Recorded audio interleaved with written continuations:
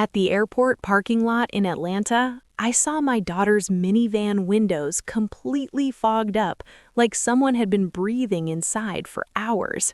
My stomach dropped straight through the floor. I walked faster, keys already in my hand, and yanked open the sliding door.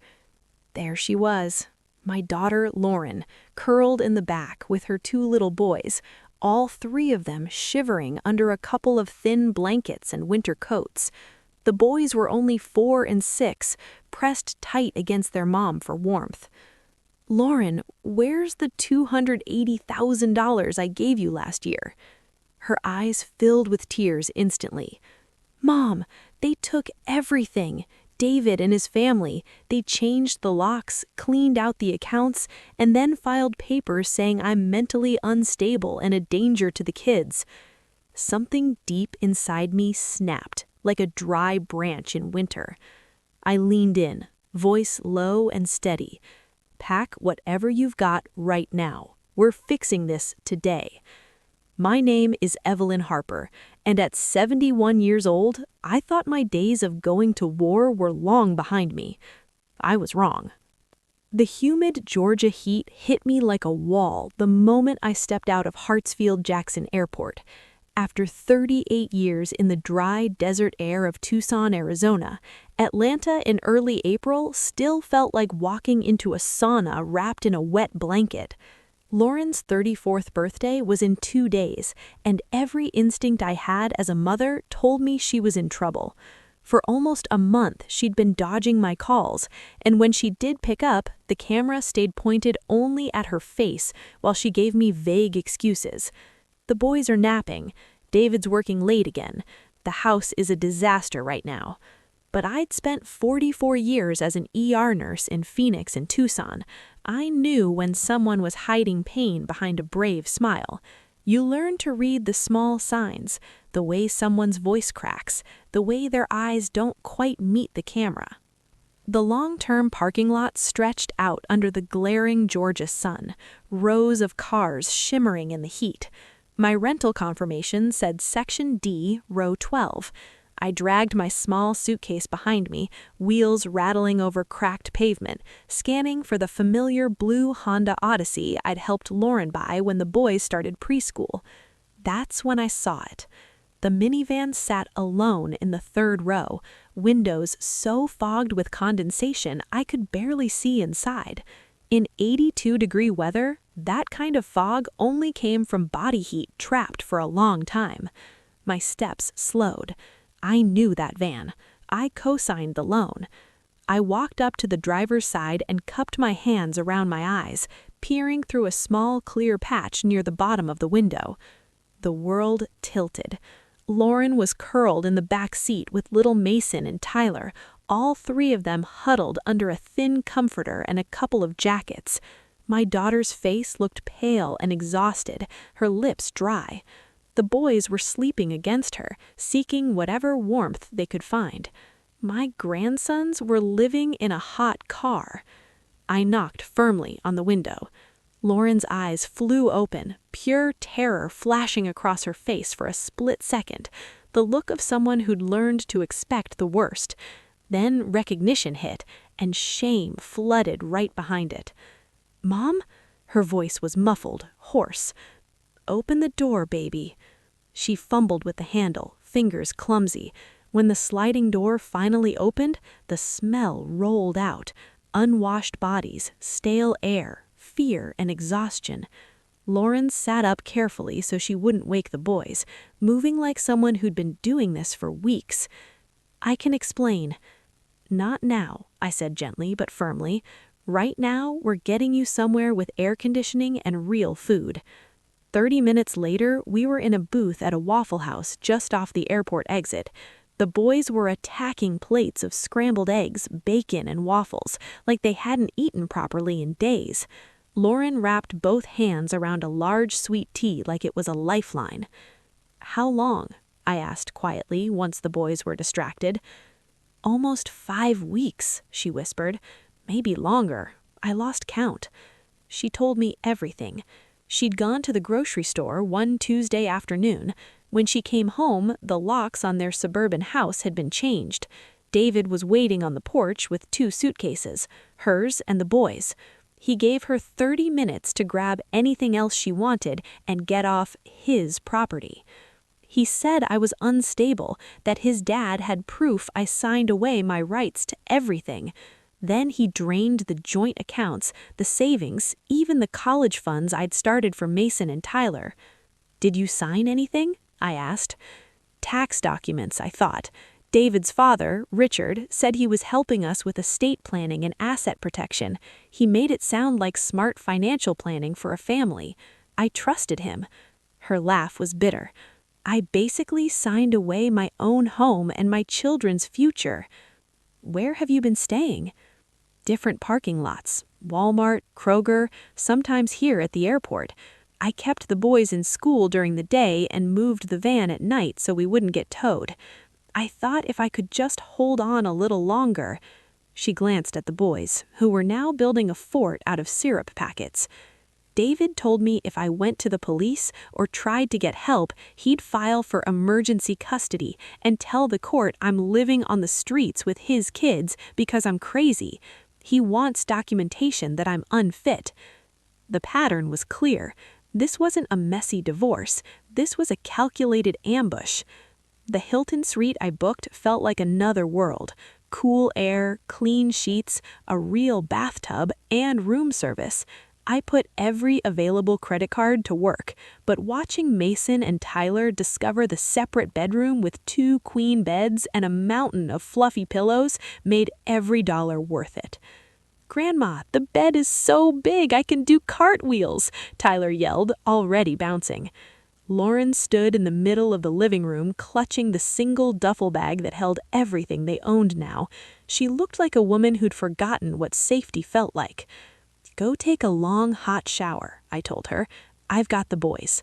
She nodded silently and disappeared into the bathroom. 20 minutes later, I heard deep, wrenching sobs coming from behind the door, the sound of someone finally safe enough to break. She slept for 15 straight hours. The next morning, while the boys watched cartoons, Lauren sat with me by the window overlooking the Atlanta skyline. "It started 8 months ago," she said quietly.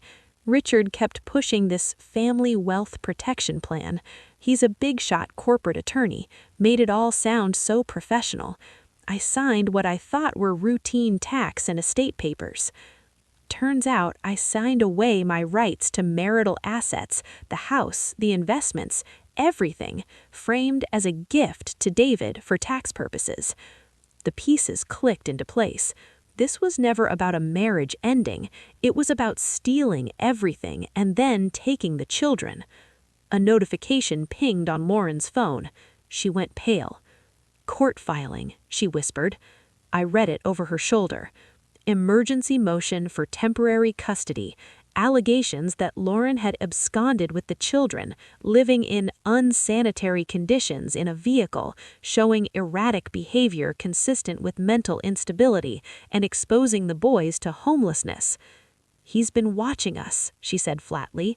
"He knew where we were sleeping and let it happen so he could document it." This wasn't about money anymore. It was about control and about Richard wanting to raise proper grandsons under the family name. I stood up, feeling something cold and unbreakable settle in my chest. "Listen to me, Lauren. You are not crazy. You are not a bad mother. And this ends today." I picked up my phone and called my bank in Tucson. "This is Evelyn Harper. I need to liquidate my retirement accounts. All of them, today." "Mom, no, that's your life savings." 44 years of nursing shifts, missed holidays, and saving for a quiet retirement. Turns out the best investment I can make is making sure my grandsons don't grow up thinking bullies get to win. By the end of the call, I had turned $412,000 into liquid cash.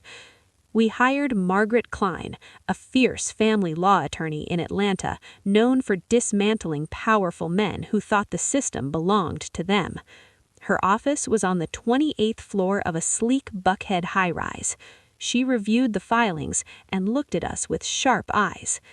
We have 7 days before the preliminary hearing. We're going to build an ironclad case of stability, housing, medical evaluations, school continuity, character witnesses, and financial documentation. And then we're going to expose what they really did with that inheritance money. We moved fast. Within 48 hours, we had a 3-bedroom townhouse in a good Decatur neighborhood with 12 months' rent paid up front, new furniture delivered same day, and the boys enrolled in the excellent elementary school 2 blocks away. The landlord, a retired school principal, took one look at Mason and Tyler and approved everything without hesitation.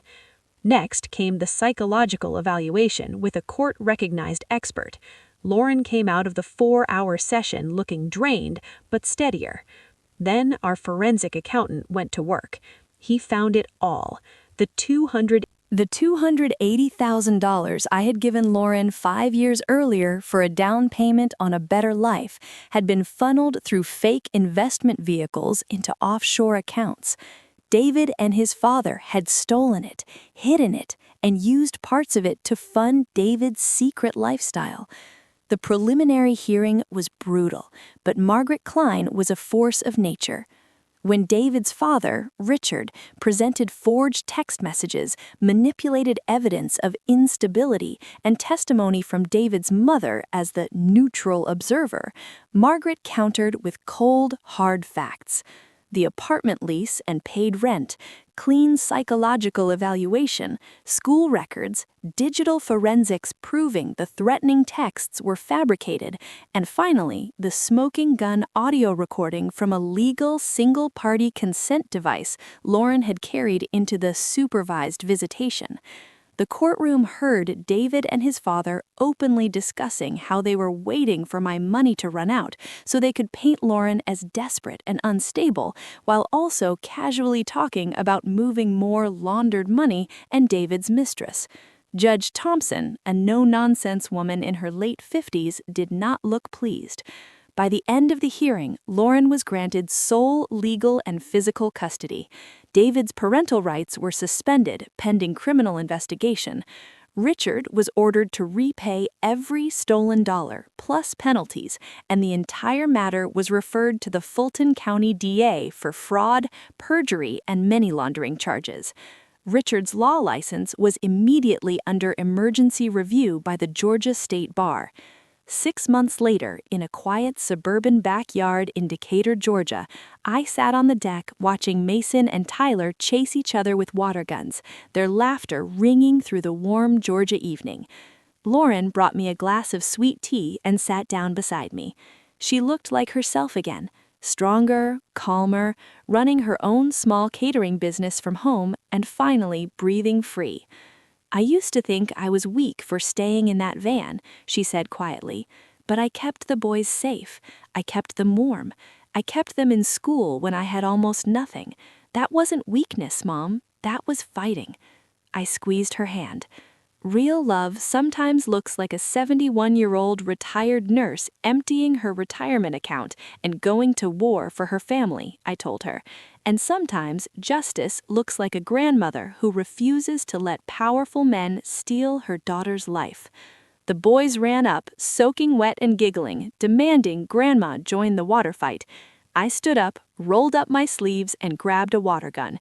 Because some fights you win in a courtroom, and some you win by showing your grandkids that family doesn't break, no matter how hard someone tries to shatter it.